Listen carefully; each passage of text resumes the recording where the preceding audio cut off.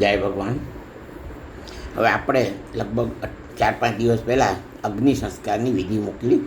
એ અગ્નિ સંસ્કારની વિધિમાં લાકડામાં કઈ રીતે કરવું એનું વિવરણ હતું.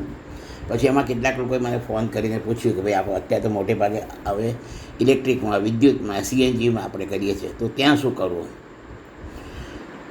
આપણી વિધિ અને શ્લોકો તો કોમન જ છે, પણ લાકડામાં દેહને મૂક્યા પછી જે કાળા તલ અને ઘીનો જે હોમ કરવાનો કીધો છે એ થોડો બદલાઈ જશે. સૌથી પહેલાં તો મનમાં શાંતિ રાખો.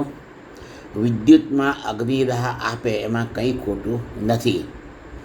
વિદ્યુત પાણીમાંથી બને, કોલસામાંથી બને. કોલસો એ આ લાકડા, પાંદડા, ઝાડ જમીનમાં દટાઈ જાય અને એનો કાર્બન થાય અને કાર્બનમાંથી કોલસો થાય. એક શક્તિ બીજા શક્તિમાં પરિવર્તન થાય છે. એટલે આપણને લાકડામાં અગ્નિદાહ આપે કે વિદ્યુતમાં કે સીએનજીમાં કોઈ પણ જગ્યાએ અગ્નિદાહ આપે તો વાંધો નથી. હવે વિદ્યુતમાં અગ્નિદાહ આપતા પહેલાં બોડીને આપણે બોક્સમાં મૂકવાનું હોય છે. એટલે જ્યારે મૃતાત્માનું શરીર બહાર હોય ત્યારે એક દીવો પ્રગટાવો. દીવામાં ક્રવ્યાદ નામના અગ્નિનું આવાહન કરવું.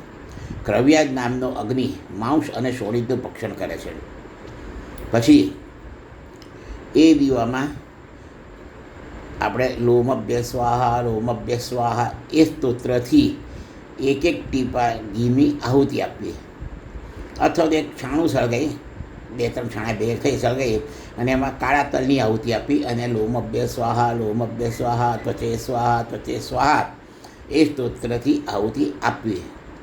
પછી 5 અગરબત્તી લેવી. 5 અગરબત્તીનો ઉપરના ભાગમાં નાડાછડી બાજુ દેવાની, એટલે મશાલ જેવો થઈ જાય. પછી એ અગરબત્તી ઘીમાં બોળી દેવાની, આગળનો ભાગ જે આપણે મશાલ જેવો કર્યો એ ભાગ. અને એ ભાગ પહેલાં જે આપણે આહુતિ આપી છે ક્રવ્યાદ અગ્નિ, એમાંથી પ્રજ્વલિત કરવા અને મૃતાત્માની 3 આહુતિ કરવી. 3 પ્રદક્ષિણા કરવી એ અગ્નિ હાથમાં લઈને. ત્યાર પછી એ સળગતી જે અગરબત્તી છે મૃતાત્માના મુખમાં મૂકી દેવી. અને પછી એ બોડીને આપણે વિદ્યુતમાં સીએનજીમાં પુરુષ સૂક્ત બોલતા બોલતા પુશ કરવું. ઓકે. હવે આમાં કંઈ પણ તમને પ્રશ્ન હોય તો તમે મને મોબાઈલ કરીને પૂછી શકો છો. હું ઉત્તર ક્રિયા કરતો નથી, કરાવતો નથી.